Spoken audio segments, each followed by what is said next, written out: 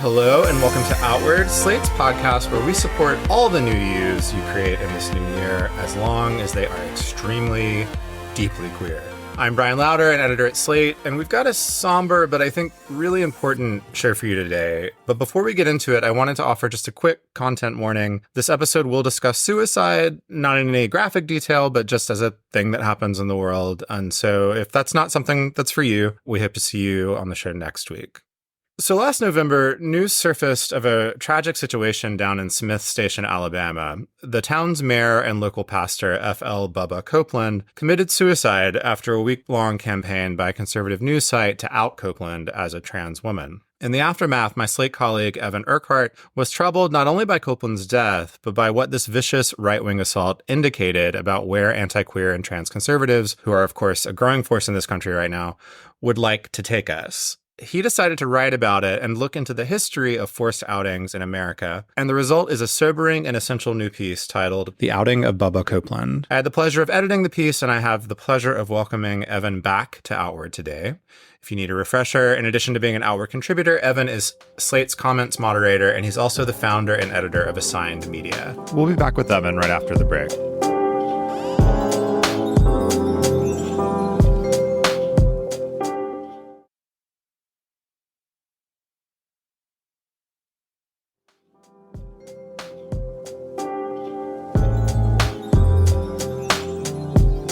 Welcome back. So, as a starting place, why don't you just tell us what we know about who Bubba Copeland was? You know, I mentioned that he was the mayor of this town. And also maybe we can have a quick note about pronouns here, because you and I both were struggling a little bit with that in the writing process. I'm kind of using he when we're talking about Bubba, but as we'll see, it gets more complicated than that. Maybe they is more appropriate. So you can speak on that too. But tell us a little bit about who we know Bubba was, about their life, and all of that before this tragedy happened. So I don't think you can understand who Bubba Copeland was without understanding the town of Smith Station, Alabama, where he was the mayor. He was also the pastor, and I believe he also owned and ran a grocery store. So this was someone who was sort of central to this very small, conservative Southern community. And, accounts from people who knew him have said, this was someone who cared very deeply about the community, and sort of had a public life that was very much, central to the small town life. What we also found out in early November, after a right-wing news outlet called 1819 publicized it, was that Bubba Copeland had a sort of double life. And this is where we kind of get into the pronouns. I have tended to use he, him pronouns for Bubba Copeland, a sort of very public figure in a very small town. Right. But there was also Brittany Blair Summerlin, I believe. Yeah. Who described herself on Instagram, on Reddit, I believe on maybe a few other places online, as a transgender woman, as a transgender girl, and would sort of engage with people as if she was an out transgender woman. And so, I think it's very difficult to kind of talk about what someone's, identity was when they're not here. Yeah. To clarify that. To tell us, right. But I have tended to use sort of she, her for Brittany Summerlin, who used those pronouns online, and he, him for Bubba Copeland because he never asked for anything else. Yeah, I think that's reasonable. So you just mentioned 1819. So tell us about the campaign that they waged against Copeland and how that went down. Right. So to give a little bit of sort of background, I kind of scroll transphobic headlines all day. All day, right. As part of Assigned Media, which is a website dedicated to fact-checking and providing context for anti-trans story in the right-wing press. It's been, intense focus of the right-wing press for more than a year now. And, so I kind of read whatever the latest is and kind of try and look for, what's the context, what's going on. Yeah. So I became aware of this story really early on. I believe it was the day after they published.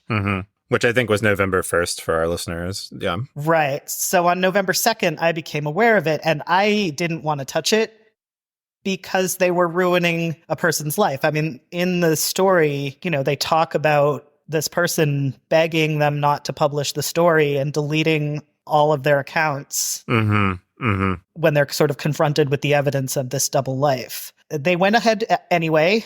They published 4 stories in like less than a week, all on this one person's kind of, secret online life. And they ruined this person's life. So the first story was sort of revealing Copeland's, double life or secret life. And then they went on to publish, I think, 3 more pieces over the course of the week? They published 4 stories in 1 week. And yeah, that first one was sort of presented as a bombshell. Right. And so, as I said in the intro, Copeland is pushed to suicide. I mean, it becomes a really, really dark situation. There is a slow speed police chase and then, he ends his life, which is horrible. You just mentioned that you spend a lot of time looking at stories like this, that this is part of your job. You're used to horror, but you write in the piece that this one sort of hit you a little differently, that you felt like something else was going on here that merited a little more analysis and thinking. Can you talk about what that was and sort of what drew you to wanting to write something longer about it? Yeah, I mean, my first interaction with this story, I decided not to write about it because I'm not going to say I, predicted what would happen, but I just had an awful feeling about this is a person's life being ruined, and the less attention I bring to it, kind of better. Yeah. And then, by the end of the week, I saw on social media that this person had committed suicide, and I instantly knew who it was and what the story was. And, I'm not a historian, but it just really felt to me kind of instinctively like something out of a different time, that a newspaper would make the outing of a queer person this kind of story on its own with kind of nothing else. I mean, there were some other things that they kind of added later detail, but like that was the core of it, right? And for that to be a story and for that to be just used to like ruin an individual person's life isn't something that we've seen. I feel isn't something we've seen for many recently years. Yeah. And this piece really is as much about the past, right? That past as it is about the present. You write about how you felt this sort of call to look toward queer history, particularly pre-Stonewall queer history, to understand what that world was like and where we are now. What were you hoping to find there? What was your sort of initial question about pre-Stonewall life and outing as it pertains to outing? Well, I've sort of had this kind of dark obsession for a couple of years. It kind of hit me, and this is a very obvious, thing to realize, but it kind of hit me that, people who were in jazz clubs in the 1920s were still alive in the 1940s and 50s. And, that these kind of young, vibrant, gender-bending people would have just been my age, would have been middle-aged at the time when our country had kind of the most repression. And so this story felt like a chance to ask about what that was like, because I am worried that at least for some people in this country, that's the environment that we may have to experience. Again, yeah. And so I wanted to kind of go into the history and kind of try to understand, what it would be like to live under a situation where you have to keep your identity secret, but also that the press feels empowered to dig into your past and find out, and they can just kind of ruin you, and that was kind of an active concern. Well, I think one of the things that your piece does really well and evocatively is actually paints a picture of what that world was like through you interview a couple of historians in the piece. So I wonder if you could just do that for our listeners here. What was life kind of like in the 50s and 60s, which is the period you're talking about, with regard to this threat of outing? You mentioned the press. Who were the antagonists? Like what were the consequences? What does that world look like? Yeah. So, I kind of found out that my intuition was kind of even a little bit more dead on than I had thought. Because, newspapers in, the 1940s and 50s would almost have like a beat reporter often, whose job was to, the police would call them up and they would go to the local gay club when it was being raided and take pictures of the gender nonconforming of the men in dresses kind of all lined up against the wall, and the police would take down their names and would pass it to the reporters, and ruining people's lives almost as like a funny story or as a regular feature. Yeah, their name, right? I mean, you write their names and places of work, and all of this would be published like in the newspaper the next day as a news story. Yeah. And for the most part, people would be fired from their jobs. And, it's really not clear how many committed suicide. I always really try to stress, like, most people don't commit suicide. Gay people or others, like, most people find a way to survive, but it certainly was one of the outcomes that could happen when people were publicly shamed and humiliated and, often lost their families. These were often, people who were married, men who were married to women, or gender nonconforming people who were married to women, and who had jobs and would just, kind of all of it would be gone. Yeah. And that was just the way that was just sort of the shape of life. You could expect that. Tell us, one of the things that you mentioned in your reporting is the Mattachine Society, which we've talked about on the show off and on before, a leading part of the homophile movement in the 50s. Can you tell us a little bit about who the Mattachine Society was, but also what was their goal really with regard to the press? Because you speak about that in particular. Yeah, I talked to Jules Gill Peterson, who listeners may know,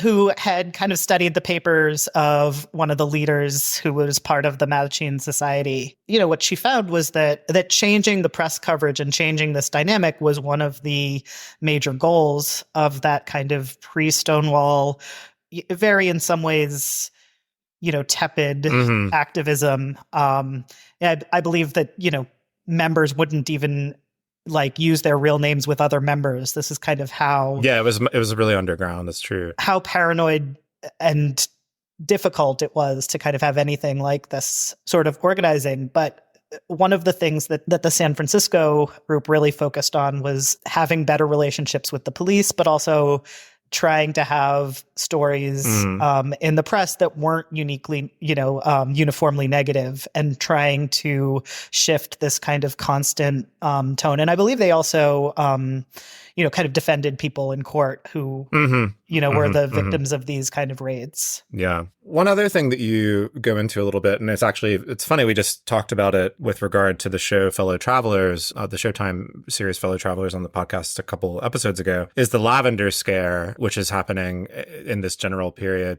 Can you just remind listeners sort of what that was and how that fed into this climate really of, just great terror around being outed? Yeah. So the period that I was talking about first, where there's kind of a beat reporter and they go down to the, gay club, is a little bit more in the 40s. And then I believe it was in the 1950s when McCarthyism kind of decided that, that gays were communists and that gays were a blackmail risk. Now, again, this is a very kind of self-fulfilling prophecy. Right. Yeah. Because the reason there's such a blackmail risk is because of homophobia. If anyone finds out, their lives are going to be ruined. So, so they set out to find everyone out and ruin their lives preemptively to make sure they couldn't be blackmailed. So that's very much the logic of homophobia at the period. Yeah. But, so in that case, it was national, and there were many, many people fired.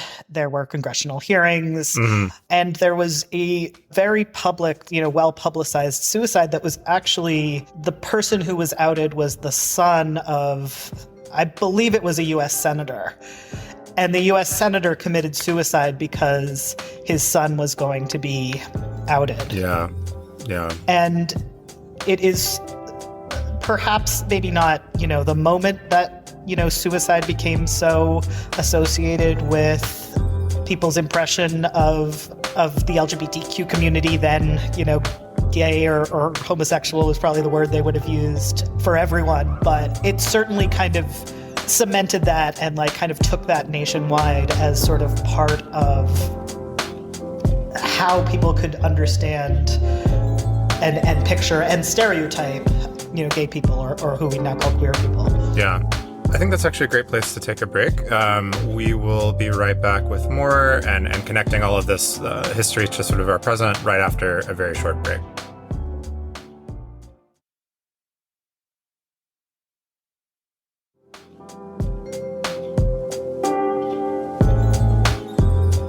Just before the break, you were telling us about this association that forms between sort of queer people or gay people and suicide. Can you say a little bit more about that? Because I find that was one of the interesting beats in your piece, where you're sort of saying that, like, even if, as you said earlier, we don't know how many people would have committed suicide from this kind of thing, but certainly it happened. But nonetheless, this idea that, like, queer people are suicidal or like, more apt to do that becomes very ingrained, I guess, sort of in this period. What did you learn about that? Because that's an interesting idea. Yeah. So how the history seems to have kind of gone was that there were some of these sort of suicides, some of them were high profile, of people who had been outed, people who had, like, really just lost everything, lost their entire social standing. And then, sort of a little later, psychologists started to sort of talk about suicide more in the way that we sort of think about it today, as being sort of more likely because of ambient prejudice and, and bullying and sort of, and being kind of also going along with, like, well, more drug use or more depression or more, poverty and that kind of stuff. And, I think that it's a difficult line, because it seems, pretty clear to me that people, gay activists, but people who care about the welfare of, queer people, have sought to use this kind of dramatic suicide story as a way to try and explain to the mainstream, like, why is this bad? And so this kind of Bubba Copeland story has a lot of kind of echoes of, like, well, it would be bad for 1819 to ruin this person's life, even if he didn't kill himself. He did kill himself. And so it's kind of an opportunity, but also a little bit of a danger to kind of reinforce this stereotype and this, kind of persistent association between, queer people and suicide. And again, most of us, actually, live, most of us make it. But these kind of dramatic. Well, there's something like pathologizing about it, right? Where it's like, it's like assigning this thing. It almost becomes a kind of homophobia or something. Well, and very, very explicitly in the right-wing kind of propaganda stuff that I read, and I saw this, when I was much younger, used against lesbian and gay people, but they will, point to the increased risk of suicide for trans people and say, this is why you can't allow people to transition, because they're at a higher risk of suicide. So, and it was absolutely the same for, suicide statistics that were more about lesbians and gays, 20 years ago. That's interesting, because you one of the quotes you have in the piece from the historian Charles Kaiser, he suggests, that trans folks today are basically in a similar place to gay men in the period that we were talking about, the pre-Stonewall period that we were talking about. Can you, do you agree with that? Can you unpack that a little bit? I thought that was an interesting idea. There are definitely resonances. I mean, I think I'm in, Charlottesville, which you might imagine as like an analog to a San Francisco, but I think there are a lot more of them. You know what I mean? So my life is not, is not lived under this shadow and this constant threat.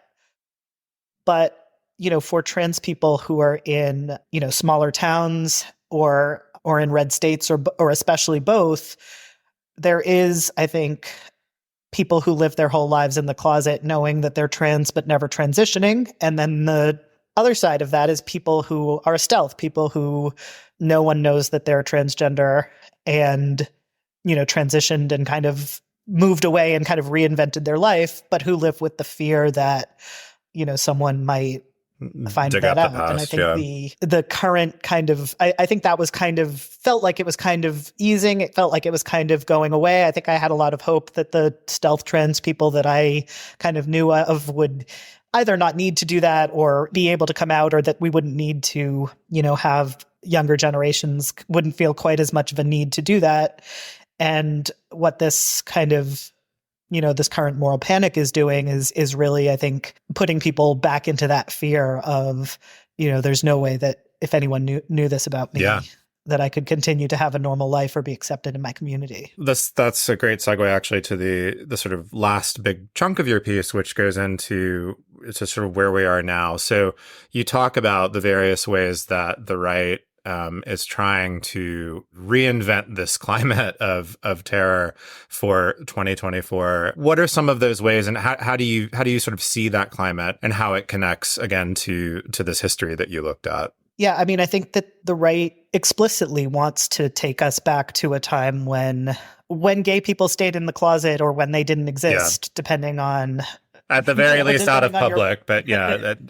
Right. I mean, we always existed. We always will exist. You can't sort of extinguish natural human variation, but you can make it so difficult that, anyone who is, publicly out, but also anyone who is, outed, their life is ruined, or they're, facing criminal charge. I mean, I think this is this interesting thing where it doesn't have to be, you don't have to be putting people in jail. The possibility that you could lose your job or that you could go to jail or that, at any point down the line, that kind of thing could happen is enough to, create a kind of climate of fear. And, in Florida, you can see me, the listeners can't see me, but I would need to use female pronouns and use women's bathrooms. And I wouldn't be able to explain to the school children why this was. It would be illegal for me to explain that I was transgender. And as you can see, I just look like a man. So how is a school going to hire me under those circumstances? How am I going to, I just can't have You've that been job. legislated out of that arena of existence. Yeah.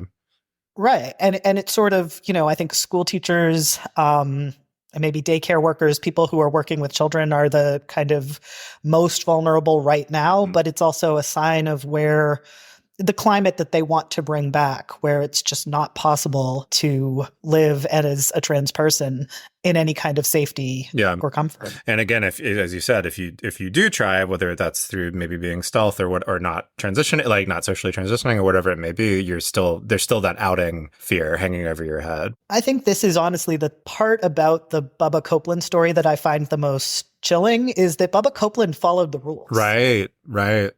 Bubba Copeland did not come out. Bubba Copeland was not gender nonconforming. Bubba Copeland had a private life that I think he had every reason to believe would be respected by other white men of his community. And what 1819 said was no, you're not allowed to have a private, secret trans existence. We will come into that private life and we will make sure you're not able to, continue. And so that kind of changing of the rules, I didn't grow up in the South, but I believe you. I did. Yeah. Mm-hmm. It's no longer, well, you can do whatever you want, just don't be public about it. It's, we're going to come into your bedroom. And that's a changing of the code, I believe, that represents how far they're willing to take this. That's such an interesting point, because I think we've seen a similar changing of the rules around, which we knew would happen, but, all of this, the anti-trans legislation started with it's just about the kids, right? We're just protecting the children. Everybody else the adults will be fine. Adults can do what they want. And of course, within 6 months, they were going after adult medical care and all of the things that we knew they would, but it's the goalposts, shifted immediately. And I think that's exactly what you're describing here, where you're right. In the South, I would say that for a very long time, there was a kind of, I don't know, a detente or kind of a live and let live idea that as long as you kept it quiet and out of people's faces, quote unquote, you could probably get away with living the way you wanted to. Certainly as a cis gay or a cis lesbian, and maybe even as a trans person, depending on where you were. And you'd be left alone, right? People might know about it, but they kind of leave it be. And I think you're entirely right that this represents a kind of a shift, a violation of that agreement, that tacit kind of agreement, which is really, really terrifying. I think, your piece, and maybe this is a place we can sort of end, your piece is not prescriptive, but I do wonder if you have any thoughts about what we can do to combat this. Is there a way to resist a return to this world where shame and fear are running everything? Or are you pessimistic about it? Because that's fine too, I don't know if there's an answer, but I'm just curious if you had thoughts about that. I think it is. I think that coming out of the closet was a political act when I was a college student. it was still, I was kind of on the tail end of that, but it was still seen as like, this is how we resist. And I think that it's really come to be seen as kind of the stakes have lowered. It's really come to be seen as a personal choice. And, outing someone against their will has been, seen as like just really completely beyond the pale because it's a personal choice. And while I continue to think, 1819 shouldn't be outing people against their will, and neither should we, I think it is important to kind of understand that no one can ruin you if you are out and public about who you are. So my first suggestion would be to have a renewed emphasis on encouraging people to come out, not in a shaming way, not in a everyone has to live in the exact same way, but in just a like, this is how you protect yourself, is you can't have these secrets and expect that you'll be left alone in this kind of climate. I think that doing a lot of work to try to welcome people who are fleeing states where the situation is worse, trying to, have a day a month or something where people are really encouraged to come and meet new people, or, in bigger cities or whatever. Like, I think there's more we can do to kind of make sure that people can leave and can not just leave, but like find land somewhere. Yeah. In terms of, I am very optimistic over the long term. I think that for trans people specifically, the fact that this medical treatment works and that it's so life transforming and positive, that knowledge can't go back. Like, we have an internet, there's just too much of it out there. I think over the short term, I am concerned. I mean, this is why I've been obsessed with people in the 1920s and imagining what they were doing in the 1950s, is because I do imagine, is this going to be me? And I would probably move to some place where I wouldn't have to live that way. But I do think we're going to have let's be optimistic, a rough decade or so, maybe a couple decades. Sure. It's going to be very tough in red states, and encouraging people and making room for people to leave, and encouraging people to be out and to see being out as protective and necessary, and not just this kind of personal choice that no one can kind of say anything on either way. Because I worry about, I did a piece for you several years back on stealth trans men in the South. Right. I don't think that the safety that they had when I wrote that just a couple years ago obtains anymore. Holds up. Yeah. I think those are really great suggestions. Okay. I think, there's more we could talk about with this piece, but I think people should probably just go read it because it's so wonderful. The piece is titled The Outing of Bubba Copeland, and you can read it now in Slate. Evan, before you go, I thought I would ask if you have a gay agenda item for us. That is, if listeners don't know it, we tend to do that on the show at the end, little recommendation section, updates to the gay agenda. Evan, did you bring anything for us? Well, luckily you warned me, because yes.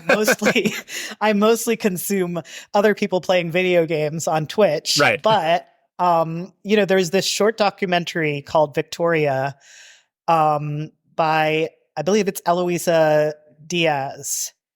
And it is the story of a out transgender man in a conservative small town in Mexico who gets pregnant and has a baby.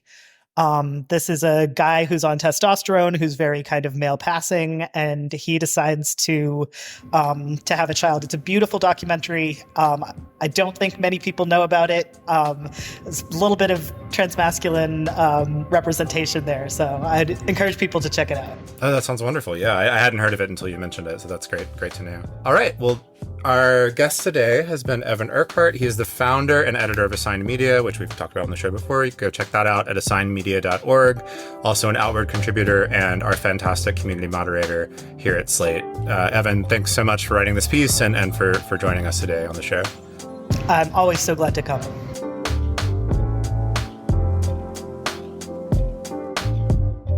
All right, that is the show for today. But just a reminder before we go, we're trying to do more advice on the show with Danny, Lavery, and friends. And so we need you to send us advice questions for that to happen. So send them to us at outwardpodcast@slate.com. We really prefer voice memos for this so that we can hear your beautiful voices, but email works too. You just have to hear me read it. We're looking for stuff about queer relationship dynamics, friendships that have gone sour, workplace drama, nosy family, anything like that has a queer tinge to it, please send our way. You can also send us feedback and topic ideas at outwardpodcast@slate.com or via Facebook and X at Slate Outward. Just a reminder, as always, that by joining Slate Plus, you will get ad-free podcasts, extra segments on shows like Working, and you will never, ever hit a paywall on the Slate site. To learn more about that, you can go to slate.com/outwardplus. Our show is produced by the wonderful Palace Shaw. If you like Outward, please subscribe in your podcast app. Tell your friends, family, lovers, everyone about it so that they can rate and review along with you. Rate and review the show